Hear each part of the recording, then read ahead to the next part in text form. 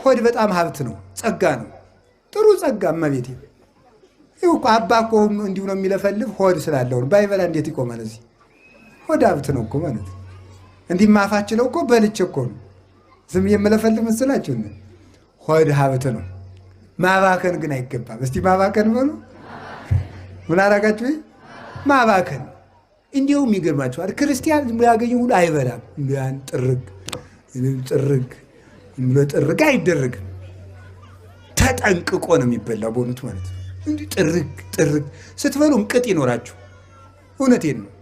አሁን ስትበሉ አበላል ላኩሱ ራሱ በመጽሐፍ ቅዱስ ተደግሯል። መጀመሪያ ከሰው አስቀድመ እጅህን አትስደድ። ሰው መጽሐፈ ሲራክ ምዕራፍ 34 ቆይተ ስደድ። ይኸውላችሁ ገበሬው እኮ ሊቅ ነው። የኢትዮጵያ ገበሬ በሉ ግቡ ይላል። ቶሎ አይሰድም እጁን። ይሄ ሊቅ እኮ ነው። እመቤቴ ቆይ እጅህን አትስደድ፣ ምግቡ ይበቃናል አይበቃንም ብለህ አታጋን ይላል። አትገምግመው። ለዚህ ሁላ ሰው ይበቃል እንዲህ አትበል። በረከተ እግዚአብሔር እንዳይለይ ወይ አንቆስ አትበላው እንዳትሞት። እጅህን ወጥ አትንከር። የመጽሐፍ ቅዱስ እመቤቴን እጅህን ወጥ አትንከር። ስትበላ ምላስህን አታጩህ። ድስት ተሰው ፊት አትጥረግ። መሶቡን ወደፊት አትጎትት።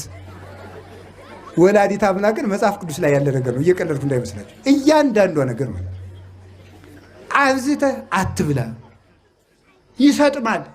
ሆድ መርከብ ነው ብሏል ዮሐንስ አፈወርቅ። ሆድ ምንድን ነው? ያለ መጠን ሲጭኑት ምን ያደርጋል? ይሰጥማል እያልኳቸው እሱ እኮ ነው።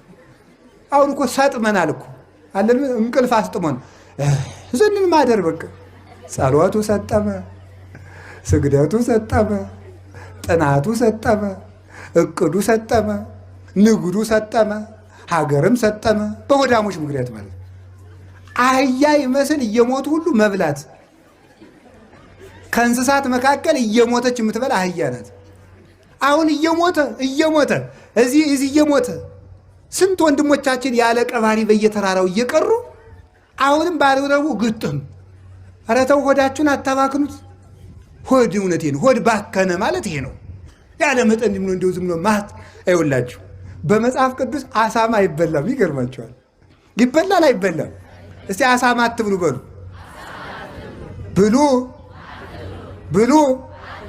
ብሉ ምን አትበሉ ያለ? አሳማ ለምንድን ነው? አሳማ ጎን የለውም። ዝም ብሎ ጠቅላላው ሰውነቱ ሆድ ነው። አሁን ሰው የሚያገባ በሆዱ፣ የሚያስብ በሆዱ፣ የሚመነኩስ በሆዱ፣ የሚቀድስ በሆዱ ይቀርታል። የሚያረጉትን ነው የሚያረጉትን ማለት ነው። የሚያወራ በሆዱ፣ የሚሾም በሆዱ፣ አገር የሚመራ በሆዱ፣ ሀገር የሚሸጥ በሆዱ። አሳማ አይበላም ማለት የማይበላውን መጣል አይደል? የማይበላውን እኮ መጣት ነው። እግር በታቸው በጉ ይታረድና ይህን እግሩን እየቆረጡ መጣል ነው።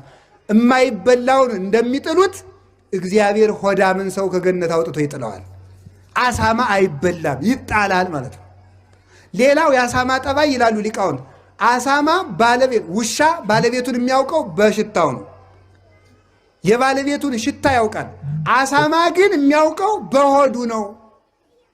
ባለቤቱን የሚለየው ከበላበት ቦታ ሲሄድ ነው። ሆዳቸውን ብለው የሚጸልዩ ክርስቲያኖች አይጸድቁም ማለት ነው። ስለዚህ በሞቴ ሆዳችን እንድንገዛ አምላከ ቅዱሳን ይርዳል። ምን አላችሁኝ? አሜን በሉ እንጂ። ሆዳችን ለመግዛት ያውቃል።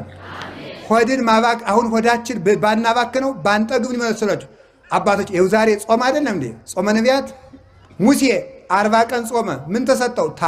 ታቦት በሉ። ይኸው ሆዱን ጠብቆ ነው። ሆዱን አባክኖ አይደለም።